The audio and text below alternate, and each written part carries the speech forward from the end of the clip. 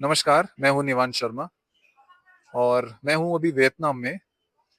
वैसे तो मैं एक ऑफ़िशियल टूर पे हूँ, लेकिन यहाँ पर इस जगह पर आकर मुझे ऐसा लगा कि मुझे वीडियो बनानी चाहिए। तो मेरे मन में जो थॉट आया, मुझे लगा कि मुझे आपसे शेयर करना चाहिए। आप कमेंट्स करके या शेयर करके बता दीजिएगा कि सही है कि गलत है वो थॉट। मैं अभी हूँ दनांग में, जो वियतनाम का एक छोटा-सा शहर है, और दनांग में ये आप देखेंगे अगर, कि बहुत सुंदर तरीके से इन्होंने एक हेरिटेज आर्किटेक्चर को और मॉडर्न आर्किटेक्चर को मिक्स करके बहुत सुंदर सी एक टूरिस्ट जगह बनाई है। यहाँ पे देखिए, आप ये गलियां देखेंगे अगर, बहुत सुंदर गलियां हैं, बिल्कुल सफाई है और फॉरेन टूरिस्ट हैं और बहुत सुंदर आर्किटेक्चर है, कॉफी शॉप्स हैं और शॉपिंग के लिए बहुत अच्छा है। और लगभग पूरा दनांग और पूरा वियतनाम ऐसा ही सुंदर है। Infrastructure top quality, transportation top quality, और अगर आप टूरिस्ट प्लेसेस पे देखेंगे तो टॉप मैनेजमेंट बहुत अच्छे से मैनेज किया हुआ है इन्होंने।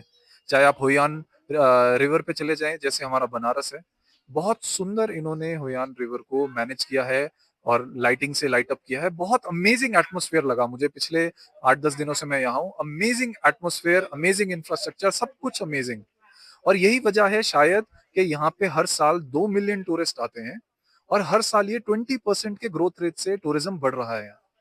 ये ऑफिशियल वियतनाम का सरकारी डेटा है। लेकिन मेरा वीडियो बनाने का पर्पस सिर्फ ये नहीं है।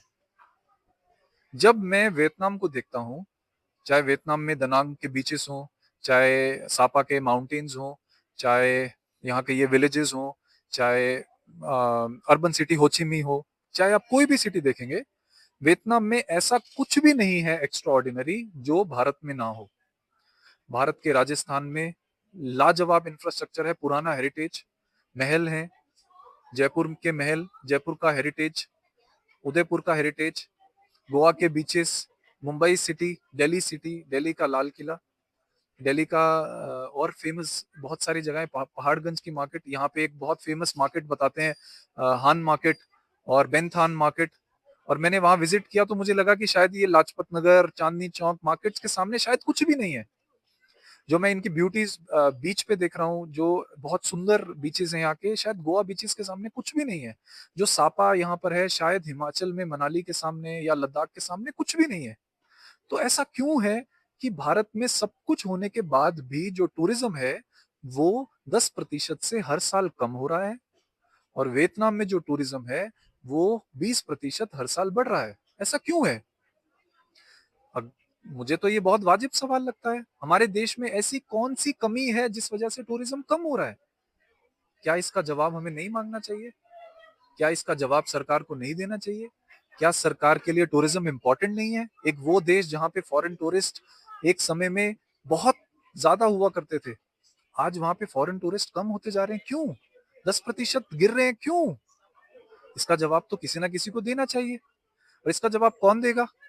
क्या इसका जवाब टूरिज्म मिनिस्टर को नहीं देना चाहिए? टूरिज्म मिनिस्टर का कोई जवाबदेही नहीं होनी चाहिए?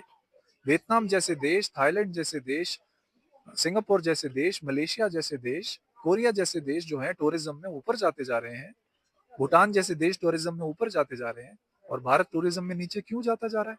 इसका जवाब किसी ना किसी को तो देना चाहिए। आप भी इसका जवाब मांगिए, लेकिन उससे पहले टूरिज्म मिनिस्टर का नाम गूगल सर्च कीजिए, नाम सर्च कीजिए और टूरिज्म मिनिस्टर से जवाब मांगिए कि वियतनाम का टूरिज्म और इंफ्रास्ट्रक्चर इतना अच्छा कैसे हो गया, और भारत का इंफ्रास्ट्रक्चर और टूरिज्म नीचे क्यों जाता जा रहा है। हर भारतीय को इस सवाल को पूछना चाहिए। धन्यवाद।